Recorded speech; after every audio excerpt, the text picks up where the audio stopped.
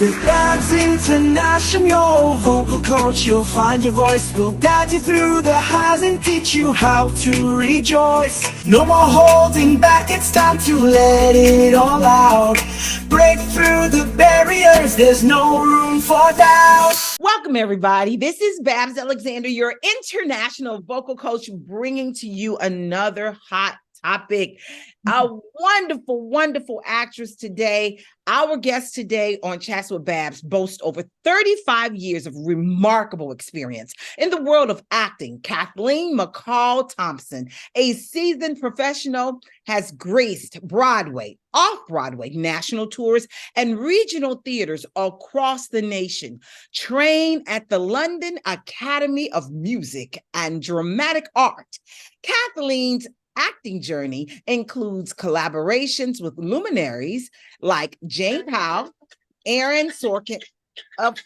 This is the joy of having several companies at once. I continue. Robert Lapone. She made her mark on Broadway with roles in Steel Magnolias and Madame Butterfly. In addition to her extensive stage career, Kathleen has contributed significantly to the realm of education, teaching acting, and esteemed institutions. Her accolades include the 2023 am I saying it right? Lunt-Fontanne Fellowship. Lunt-Fontanne, yeah. Okay, Lunt-Fontanne Fellowship, Westwood Award, Daily Camera Award, Bessie Award, and the Cleveland Morris Award, recognized for her lifetime achievements. Kathleen was inducted into the Marquis Who's Who of American Women in the Arts. Beyond the stage, Kathleen is an active advocate for various charitable causes, from healthcare and international relations. A proud Colorado native, she shares her life with artistic director Kent Thompson and is a devoted mother. Join us as we unravel the rich tapestries of Kathleen McCall-Thompson's career and glean insights from her fascinating journey in the arts. Welcome, Miss Kathleen. Thank you so much for coming to our show and joining us today on Chats with Babs. Thank you, Babs, for having me. I appreciate it. Very excited about this. Thank you. Now, as I told you, I always talk off script, so it's just me jabbling. Okay. But Miss Kathleen, you have done so much. Actually, now we cut short the bio because it was so much great stuff in there. So now I got a question, and this is, again, I'm going off topic. When I was doing some research and I was watching some of your videos, I was like, hey, if her character type, I'm going to ask you what the character type is. I have a hunch. I think I know what it is. Okay. I noticed that you seem to follow on the same path on a couple of these things. So if we were to ask you about your character type, type of character would you say you normally play? Oh, that's a really good question, because as an actor, you always think, oh, I can do anything, right? You think, I'm an actor, I can do anything. And I think you quickly learn that there are certain lanes that you fit into, for lack of a better word. When I was really, really young, one of the first things I did was I was on a soap opera. I was on Loving, and that's Jane Powell played my mother on Loving. And I remember taking a class about memorization, how to memorize so quickly when you're doing a show a day. And they also talked about the three networks at that time, ABC, NBC, and CBS, where all the soaps were. CBS was geared more toward the middle America. In other words, Another World, and oh gosh, I can't remember all the names. But they were set in the Midwest, kind of in Iowa and, that area, Ohio. And so all of the good girls were blonde. blonde hair, kind of blue-eyed, very sweet. And the kind of bad girls had brunette hair and were, you know what I mean? And then you had the ABC soaps, which were set kind of in New York. And the dark hair girls were kind of the real sexy sirens. And the blondes were the goody two-shoes. And so they talked about that. And I was a blonde, kind of a sandy blonde. And so I kind of geared toward that. I'm a kind of, for television, a good girl. I quickly realized that I also, I was not gorgeous. I once had an agent tell me, you're not pretty enough for TV, but you're too pretty for stage, and you get told all kinds of weird stuff, you go, okay. But I realized that I was more of a character actor than I thought. I wasn't just an ingenue and then growing into a leading lady. I had a knack for being a bit off center, for lack of a better word, a little bit quirky at times. And that's where I found I had the most fun. So it's interesting. It's interesting that you asked that question, because it is a good question for actors. Where do you fit in? Knowing when you walk in the door, because they do make an instant, they'll make an instant judgment, for lack of a better word. I don't want to say they're judging you, but they do. You walk in the door and they have an immediate reaction to who they think you are. So it is important to kind of know that. Absolutely. The one thing I have definitely realized, because I figured you was going in that area, because I was like, wait a minute. This one is deranged ones. Then she's up in the monsters. And I was like, yeah, the role I played on ABC, her name was Arizona, and she had come out of a mental institution. She had struggled really young, and she was a bit off center. And I tend to gravitate toward those. I also tend to gravitate to very strong women, and I think that's probably why I've had such great success and such a wonderful career in Shakespeare, is because, when you're playing Kate in Shrew, or you're playing, these women that Shakespeare wrote are very strong, very, they often, you think of Romeo and Juliet. Romeo's kind of the simpering one, and Juliet is a strong little 14-year-old that knows her mind. right. So I think that's kind of where I tend to go. Okay. Yeah. I appreciate that, because as I was in the process of trying to figure out myself, you start to look at these roles, and there are sometimes you're watching the television, you're like, that's me. Yeah. And you start to create yourself, and then I think the joy of being an actor is, after you understand really who you are for that sense, in the world of acting, you can change and transition to anything else. Absolutely. And that's the best part of some of the things. I want to ask you a question. How did you get started into acting? How did you know when you felt like, this is what I want to be? Well, my mother would tell you that I was always a bit histrionic as a child. So I suspect that's probably where it started. It's funny. My high school drama teacher, Wally Larson, and people talk about their high school drama teachers a lot, but I kid you not, he got me started, and I am forever grateful to him. And then I went to his alma mater. I went to the University of Minnesota Moorhead, where he graduated from, and that program, and that was an incredible program that a number of actors that have had successes in a career have come out of. So it was my high school drama teacher, and he didn't shy away from tough subjects. We did The Crucible, which, a lot of people do, but in high school, that can be very, that's heavy material for kids that are teenagers.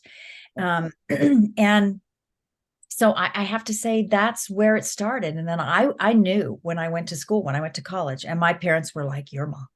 My parents was like, okay, but what are you going to really do? What are you going to do so that you're not starving, a starving artist?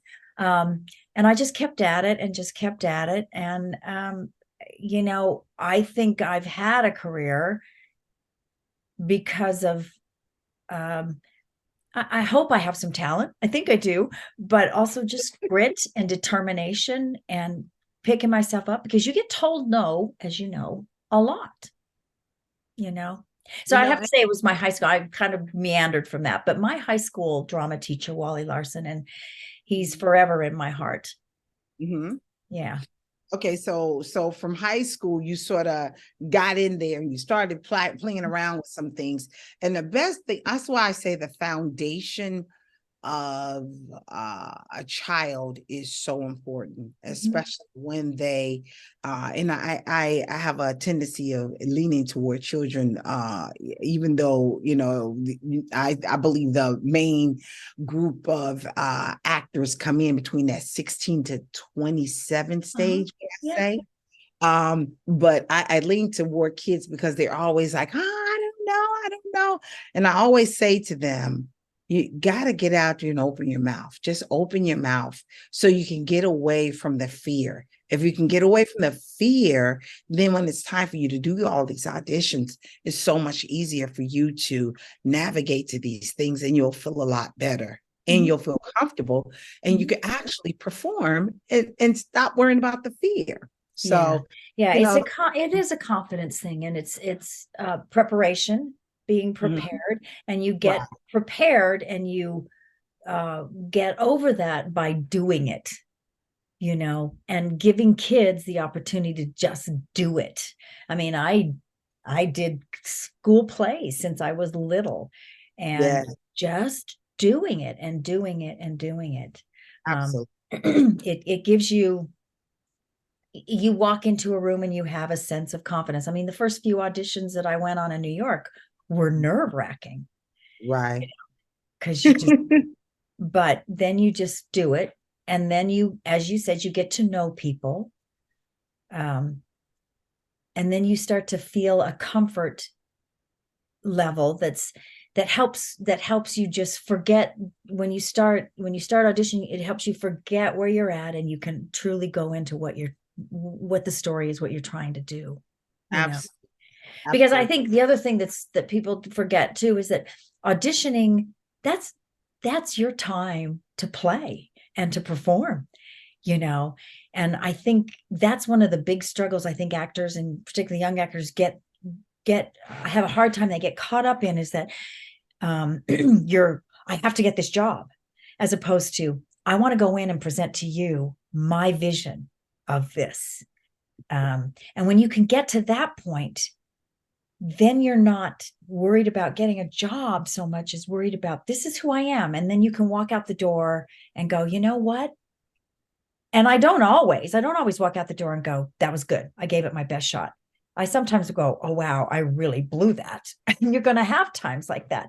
But the more comfortable you are, and the younger you can start, like you said, with kids, to be able to stand up in front of a group of people and just play is really important. Yeah. Absolutely. And I think that's something that they really need to drive home, my vision. Because I always say to them, there's a purpose of people consistently auditioning every single time. They always ask for auditions for the same thing. And those auditions that they're asking for, they wouldn't be asking for the same Annie every single time.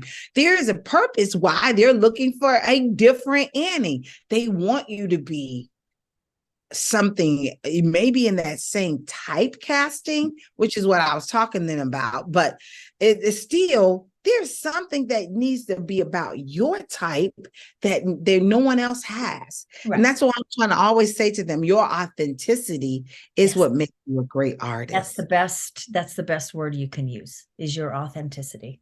Yeah. Being your authentic you, and not trying to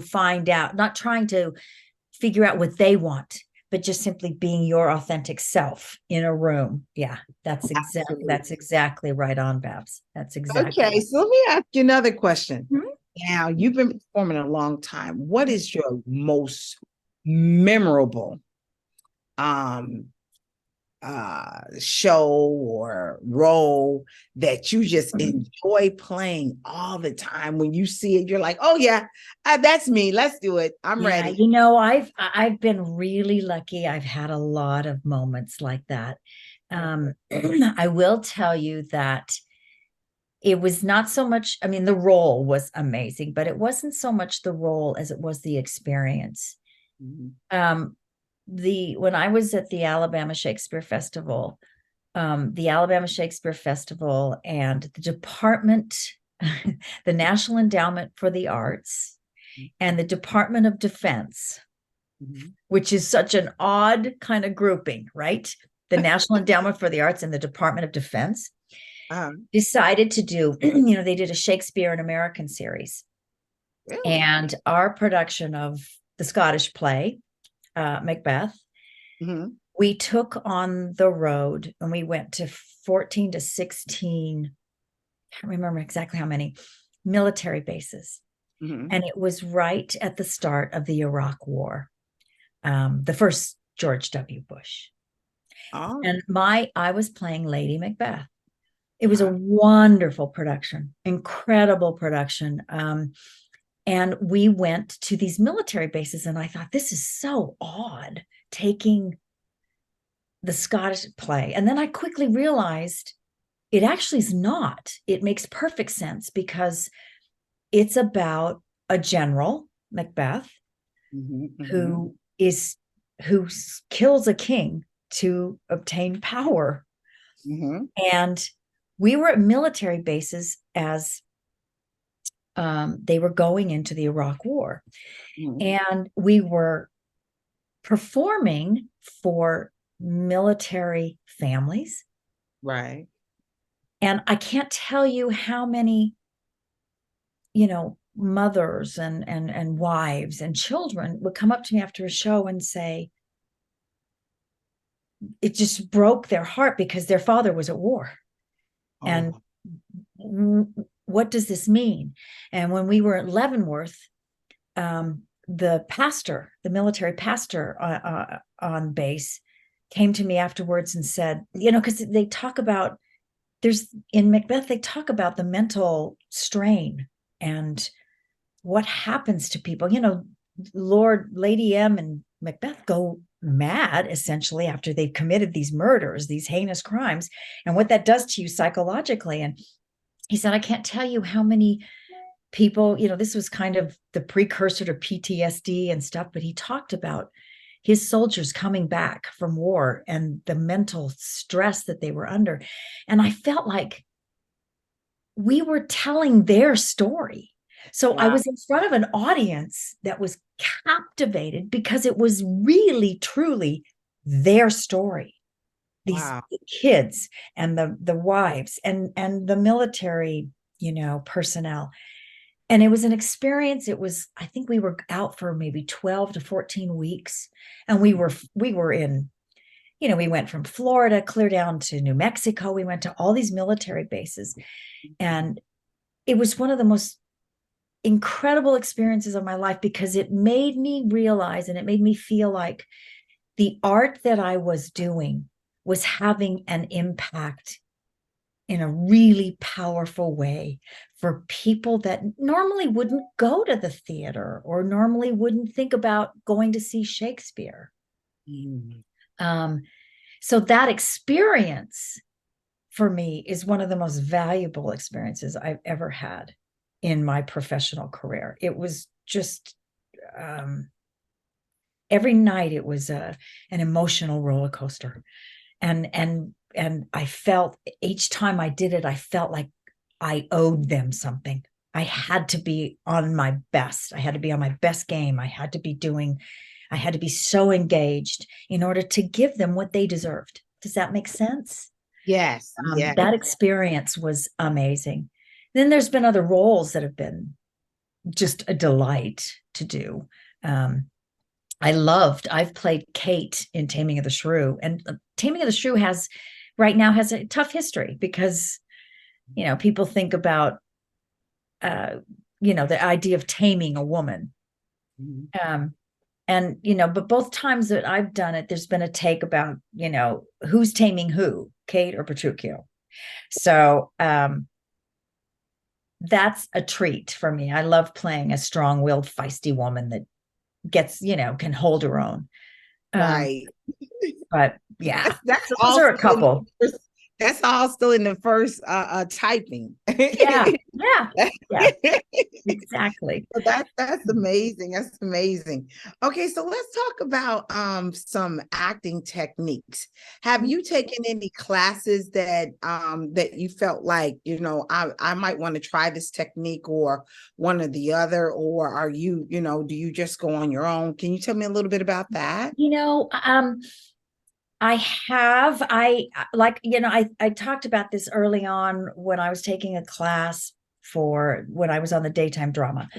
I talked about, memorization techniques, and I have techniques for memorization. I never memorize sitting down. I memorize on my feet, and I try to memorize the whole story, not just my lines, so that I'm not hearing la la la la la la my line la la la. You know what I mean? I try to memorize the whole story.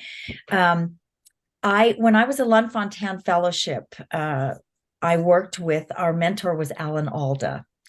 And Alan Alda, who was in MASH, very famous for playing Hawkeye in MASH. Yeah, he's he's an elderly gentleman now. But anyway, we did a lot of improv, and improv scares me because there's no written text, and it's not, it's and I had the most wonderful time just being free to kind of play. So I like doing improv. I think I also like it because it does scare me and it gets me out of my comfort zone. It's not words on a page.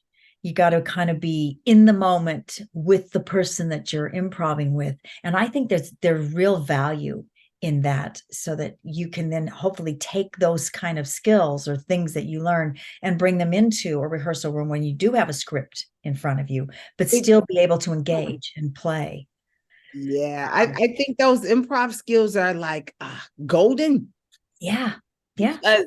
There's so many times where you just never know what's going to happen, and right. You have to have those quick reflexes to be able to respond and react off of things. And a lot of times when I talk to people about vocal coaching, the first thing they're like, well, what does a vocal coach do? I'm like, listen, all of the things that you need to be doing on the stage, whether you're reacting, responding, I don't care if it's public speaking or acting or performing, you still have to be able to engage. Absolutely. You have to engage. And everybody is watching and listening to you, and how you deliver is how people receive you. Vocal coaches are so important. So important. It's a vocal coach. I mean, I grew up with vocal coaches. When I went to school in London, right from the beginning, you had a vocal coach, and you did vocal exercises every day. Yeah. And, the articulation exercises and I had a British, I loved her, Pamela Barnard, and she'd say, root the sound, love. I want it to come from your belly. Root the sound, it's so important. And not just for stage, but as you know about, even for just your inflections and your communication skills. So true. Yeah, I swear by a vocal coach. If I go into a rehearsal room where there's not a vocal coach, I'm a little nervous. Absolutely. Yeah, like, where's my vocal coach? Where's my person that's saying, I'm not getting that word?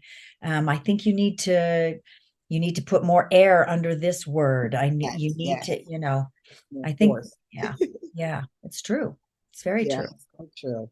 So, I mean, I that's the thing. I keep trying to drive it home because people are like, well, what's the purpose? I'm like, You'll see when you start getting on somebody's stage and you're trying to get those words out. And there are times, I've heard people, even when they're acting or even speaking, they'll get cotton mouth.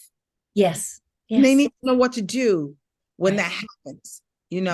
Are you getting enough liquids so when you get up there to perform and start talking and acting, you won't have those kind of problems, because those problems occur because of the diet and the nutrition supplement of what you're doing before you get on there. So when it's time to talk with us, you're able to produce.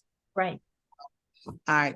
So now my next question to you. Well, let me get into my questions, because I haven't gotten into one. Yeah, you have. I told you I'm the worst. I was like, and she probably said, Miss, I wrote the questions down and you didn't even say anything. No, you did. Right. So now, given your classical training at the London Academy of Music and Art, how has your approach to acting evolved over the years? And are there specific techniques you find particularly that resonate in your work? I took a lot of what I learned in London. I don't want to open a can of worms here, but I do believe the training that I had in London gave me a real basis that I don't know. I don't have anything to compare it to because I have my undergrad comparison, but I was there at an acting academy. That's what it was for. So every day I had movement classes. I had vocal classes. I had articulation classes. I had Alexander technique, which is about relaxation classes. I had classical language classes, not just Shakespeare, but, we did poetry with Aristotle, all of those, getting your mouth around the classical words. I had fight classes. We studied history, because I think that, what we're storytellers, and we learn from our past and we learn from our history.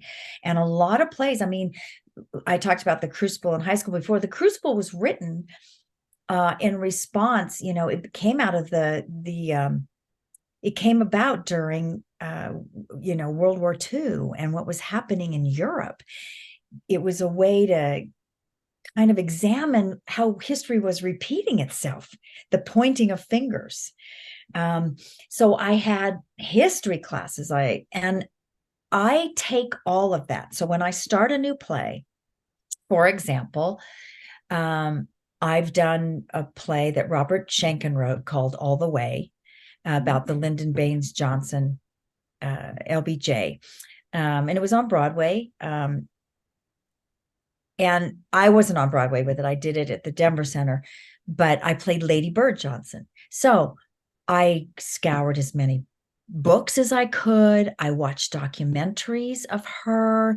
I tried to find out what the history was around that and what different people's opinions were around it. So when I start a project, particularly if it's somebody that's a real person, I do a lot of research about that. But I also want to find out about, so let's Steel Magnolias, for example. I'm not from the South, but I was able to just read books about the South and read books about,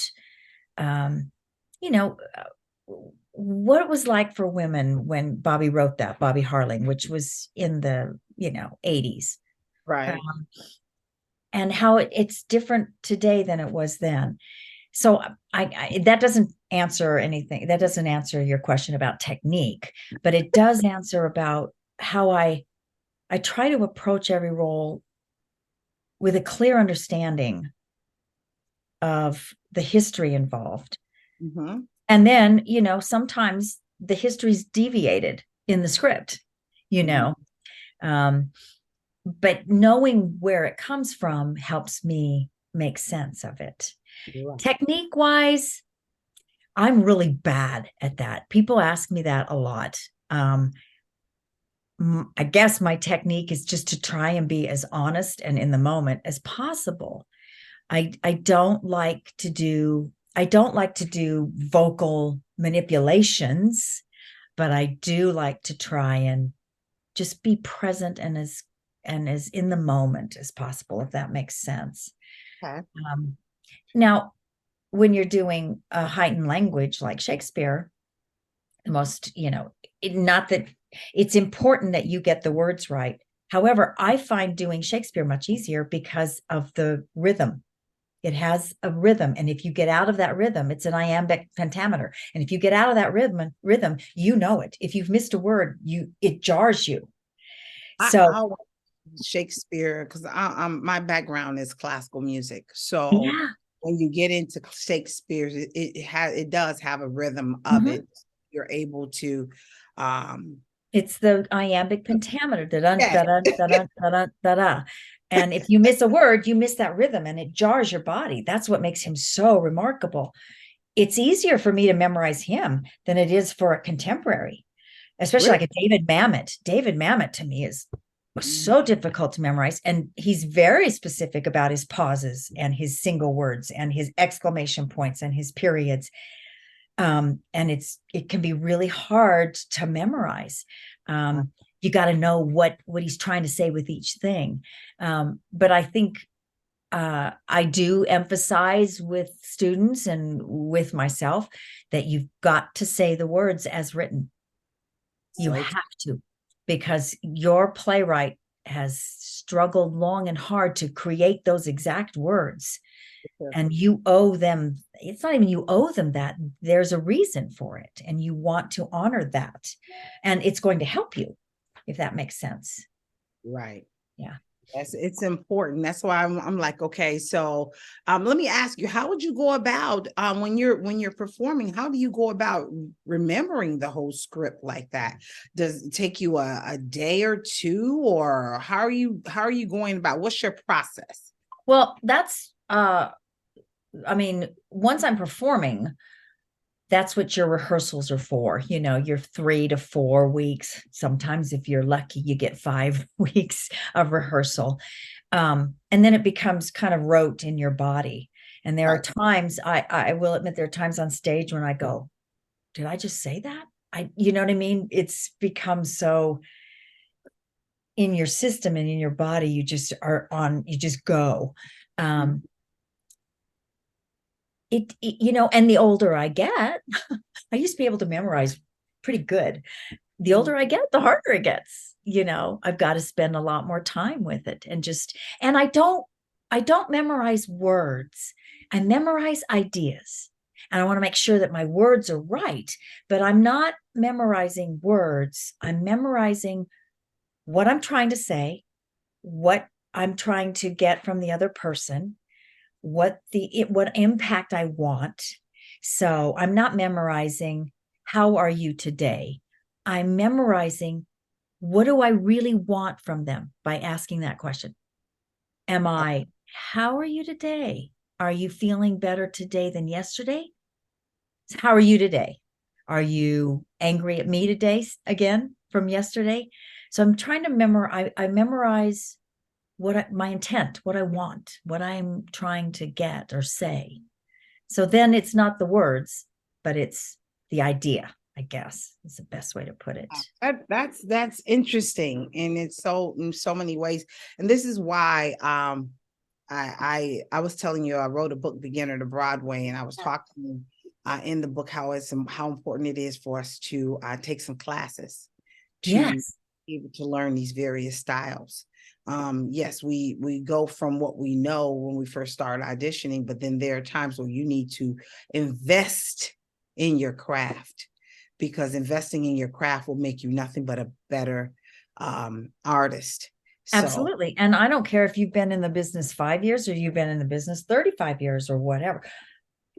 Always investing in your craft is important, and always taking classes, because you learn. I also find I learn so much from my students. they teach me every day.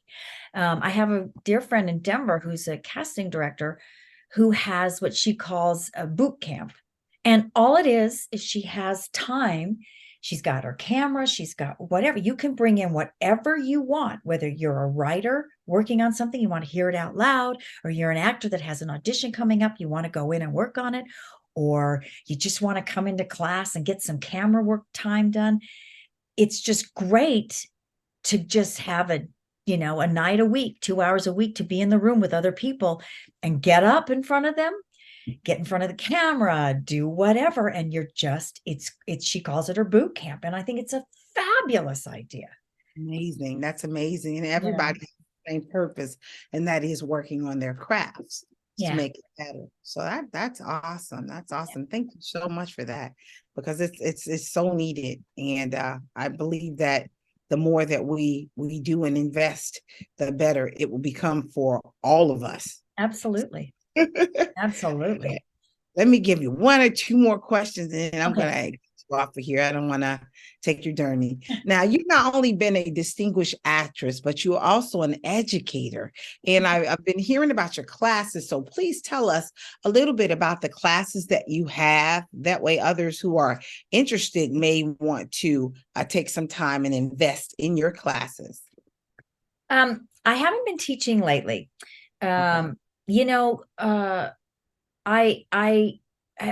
been more of a mentor. I was a company member at the Alabama Shakespeare Festival, company member at the Denver Center, and we had MFA programs, Master of Fine Arts programs, which you know about. And we were always assigned students, that I would mentor. So I would work with my students. We'd get together at least once or twice a week, and we would just work on whatever they wanted to work on. Whatever material they wanted to work on. And so it was just it was again, that kind of boot camp thing, but for them to have an artist who was a professional. They were students and you were a professional. I've taught what I call a soap opera class, or maybe, TV class. We talk about camera techniques. We talk about, because it's different on stage than it is on camera. You don't have to do much on camera, and your eyes are the windows. I always say they're the windows to your soul, and the camera picks that right up. So the idea of doing less, or being very, very focused with your intentions on camera is different than the kind of intensity or the bigness you need for stage. And they're slightly different. I've taught camera classes. I've taught individuals, had one-on-one training. I've taught Shakespeare, a lot of Shakespeare, especially at the college level, because that's kids either. It's not that you don't, I think that they come to it younger. And when they come to Shakespeare younger, they're much more inclined to be advocates. And so not just college, but high school. I just directed at my old high school in Castle Rock. I helped direct Midsummer Night's Dream for them. And it was just, great fun for these high school kids to have someone who's done it and I went to school there, so it was kind of fun for them. So it's been a kind of mishmash. I haven't been an educator that is in a setting like a college setting as a professor, but I've done a lot of working with MFA students and at a professional setting, I guess, is more what I've done. Okay, thank you. Now we're going to be shifting gears a bit to and have your thoughts. But I know you haven't had a chance to even see or hear about Beginner to Broadway, so we're going to have to get that book over to you so you can get a chance to see it. To just give us a review on, you think did we give enough information so people can be able to go out and hone in on their craft so they can have these tools that they need? The one thing though that we put inside of the book is something called tools of the trade. What do you think tools of the trade would be if you were an actress going out to audition? What types of things would you need to have with you so you can go in and win that audition? Oh, wow, that's a really good question. I have to say, I've not been in New York. And the industry, as you know, has changed Yes. incredibly. It was kind of on a trajectory before, but I think COVID really kind of propelled this change forward. So true.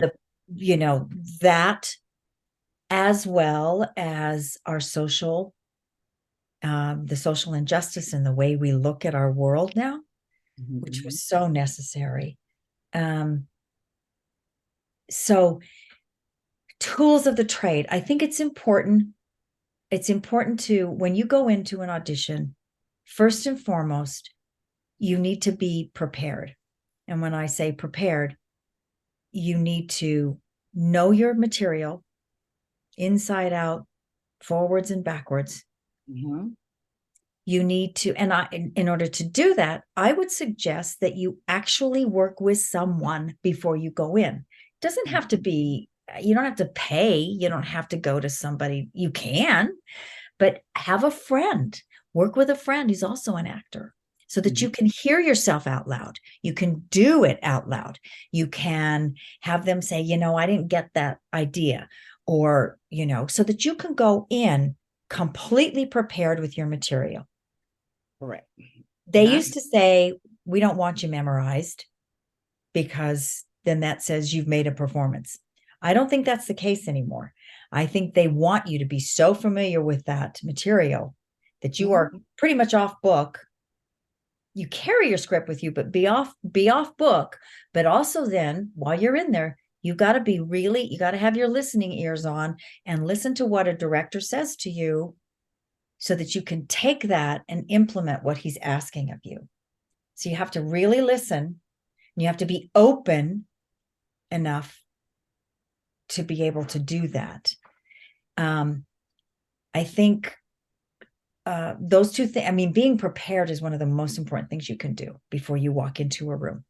Just know your stuff. Also, that preparation means knowing who you're walking into the room to see. If you're walking in the room to see Bernie Telsey, know who Bernie Telsey is. Know what he's done and who he is. If you're walking in that room to see Will Cantler, who's also in that office, know who Will is. And I don't mean you have to know that he was born in such and such and such and such, but know his history in our industry and who they are. If you're walking in, you're going to see the director. Know who that director is. Know what work they've done. Know, you can watch their work. You can see snippets, even if it's theater, on YouTube now. See what they look for. See what kind of, are they a very stylized director?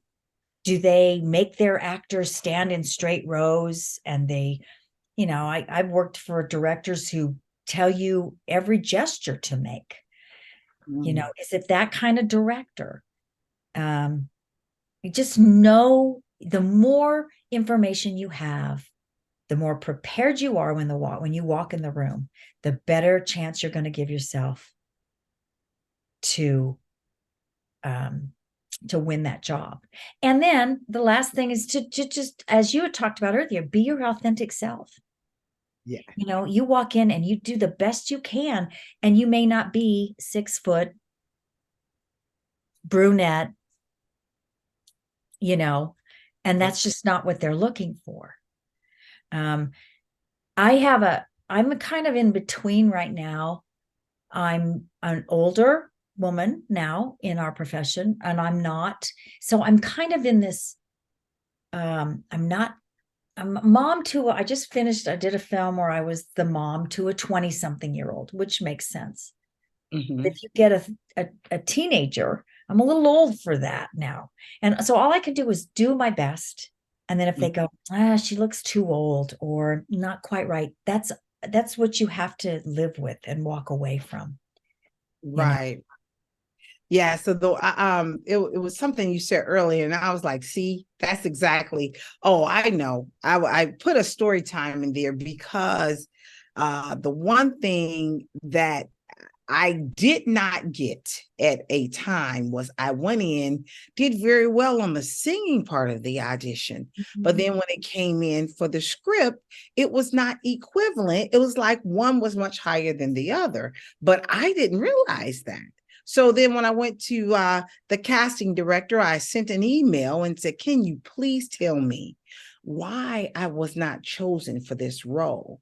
And that's when the director says, listen, you are an amazing singer, but when it got to the acting, you didn't study the part before you got in there to know the role instead of reading the role. So for us to make the transitions we needed to make, you weren't there. And I was like, oh, so from that point forward, I started going in knowing the roles and got booked 4 times back to back right after that. Right. Just the more prepared you are, and that is in every aspect, not just your script. And then there's going to be times where they're going to hand you something and you're going to go out, and they're going to give you 10 minutes or 5 minutes to look at another side. And all you can do in that moment is, and that's where my kind of memorization and my technique comes in of not just memorizing my lines, but memorizing the story. So, the other character I'm with says something. What in that line is important to me that I pick up on my next line to respond? And then I say something, and then their response, where does that come from? So being able to tell that story and finding those little clues and honing in on them quick. They may not be exactly right, but they are a choice. You have made a choice. Go in and make a choice. And the only way you can do that is to be prepared in that regard. And now a lot of stuff's being cast just on film. I mean, I have my ring light, my studio set up. It's ready to get set up whenever I get an audition, because most of the stuff I do now is just on film. And so just doing the best you can with that, having a reader, making sure that someone is here to help me do that.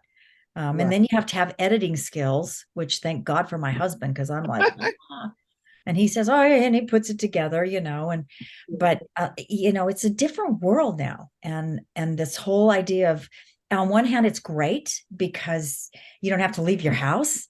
You just got to throw some makeup on, put your, and do it. But on the other hand, I don't think it's nearly as, I like being in a room. Me too. I do. I personally like being in a room. I think you get a better sense of people in a room. But it is what it is. And you got to be flexible enough as an actor to kind of just go with the flow. Right. There was a period where I was like, God, I hate all these on-camera auditions. And then I went, you know what? It's the way it is. So get over it and just do your best. Yeah. But I think it helped them a lot because now they didn't have to go through so many people, and they still going through them. But as soon as you see it, you're like, I like that one. I don't know about that. Yeah. You'll get that opportunity. Exactly. Well, thank you so much, Kathleen, for joining us today. Do you have anything that you want to say? Any last remarks that you might want to tell the audience or anything?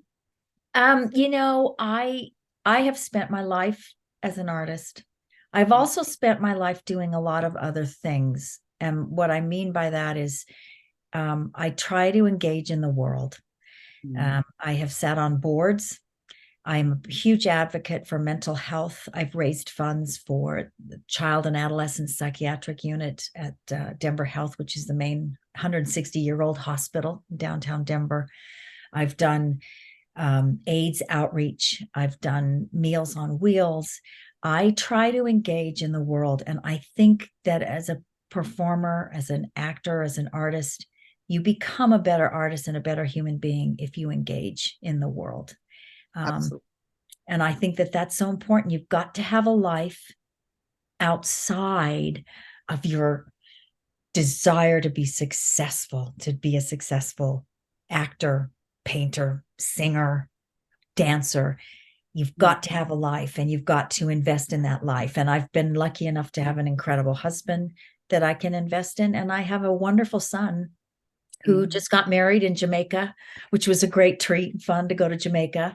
And who is now, a doctor. He's a clinical psychologist. And I'm very proud of that. I'm very proud of that aspect of my life, as well as who I am and what I've done as an artist. So my advice would be to live your life.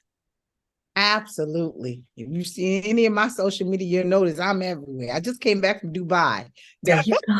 Like, I'm living. Yeah, you have to. Because you've got one life. And absolutely. And thank you so much, Miss Kathleen, for joining us. Thank you. It's been such a pleasure. I look forward to being in touch, and I'm looking forward to getting your book and reading your book. Please let me know how I can find that. It's on Barnes and Nobles and Amazon. It is. Okay, great. I will go to Amazon right now and get it. All right. My husband has a book on Amazon too, on how to direct and run a theater. What's the name of it? It's directing for the theater is Kent Thompson, and it's on Amazon too. So yeah. I've heard of his books. Yeah. So I will go, Babs, and find it. I will do that right now. Okay, thank you. And thank you so much for joining us. And you have a great day. You too. Thank you so much for joining us today on Chats with Babs. And if you have not gotten your book, Beginner to Broadway, the how-to guide for aspiring artists, make sure that you take your time, go to Amazon, Barnes & Noble, Google Books, and get your book. More importantly, if you're looking for us in your town, all you got to do is send us an email at babs@internationalvocalcoach.com, and my team and I will get right back to you soon. Without further ado, guys, bye. Thanks, Miss Kathleen. Thank you, Babs. Take care. Thank you. Bye-bye.